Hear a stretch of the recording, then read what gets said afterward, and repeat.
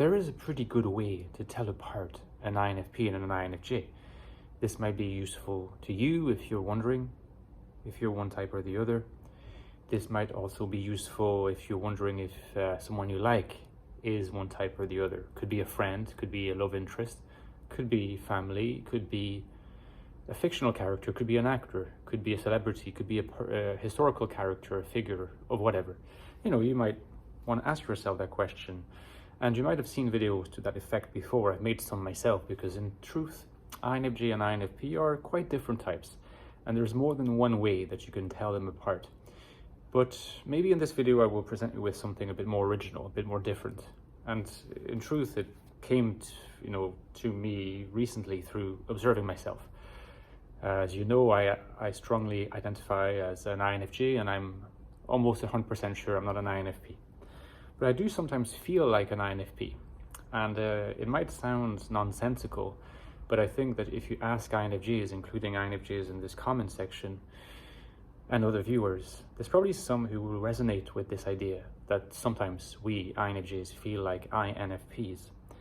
And I would say that the main sense in which we feel like INFPs and what may lead us to believe or to embrace the possibility that we may be INFPs, which is why you often hear INFJs say, I'm quasi certain that I'm an INFJ, or almost certain, 99%. Often INFJs like to continue to keep that 1% for investigating. It's a very INFJ thing. In any case, let's cut to the chase, shall we? It's this whole idea of nostalgia.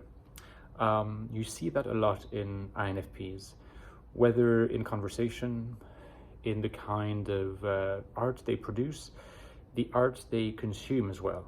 Now, this is far from claiming that INFPs are purely driven by nostalgia. Of course, they're driven by many more things, but the nostalgia theme is very strong in INFPs, and nowhere stronger, I think, than in the literary works of the French writer Marcel Proust, and he, who is considered one of the greatest writers who ever existed, and certainly one of the greatest modernist French writers. In Search of Lost Time is one of the most famous novels in the world. Ponderous, massive 7-volume novel. In Search of Lost Time used to be translated Remembrance of Things Past. It has a very nostalgic feel, and Marcel Proust was an INFP, and it's not surprising. But the thing is that the strong feeling of nostalgia is something that INFJs experience as well. And this is what may lead INFJs to sometimes wonder, am I an INFP? It's one of the things that may lead them to think that, to live in the past, or at least to embrace a particular moment of the past and to kind of immerse yourself in it to the point where you enjoy so much of it that you don't know when you will leave it to come back to reality. So there is this sense that maybe you like it a little bit too much, and therefore that must say something about you. I think for INFPs, that's often a definitive trait. For INFJs, it's often a pathway to wondering whether they might actually in fact be INFP and not INFJ. But here's the main difference. The nostalgia of INFPs is very personalized. Again, we're echoing the FI versus FE theme, and to some extent even the NE versus NI theme that I've discussed before. INFPs will often very fondly remember particular instances of time where they have lived, they went through before, and go back to those particular stages and relive those stages. This is what Proust does in his works in Search of Lost Time. They will tend to remember particular activities they like doing, friends they like to be with, particular environments, and often remember them very strongly, including from a sensory perspective. Often people think that if that's the case, it must be ISFPs, but INFP is very sensorily connected as well. In the case of INFJs, and this is sometimes difficult to deal with, is the nostalgia is often much more thematic, general or generalized, and impersonal.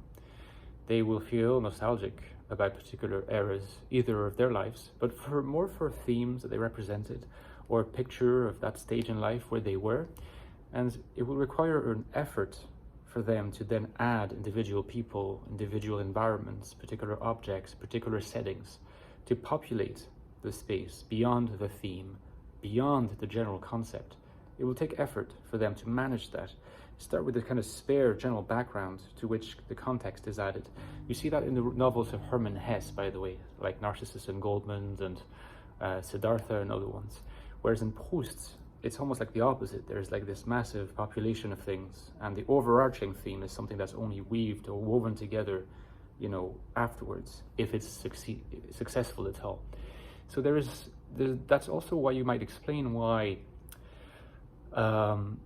INFJs, when they are nostalgic about the past, they tend to be nostalgic about particular eras of the past.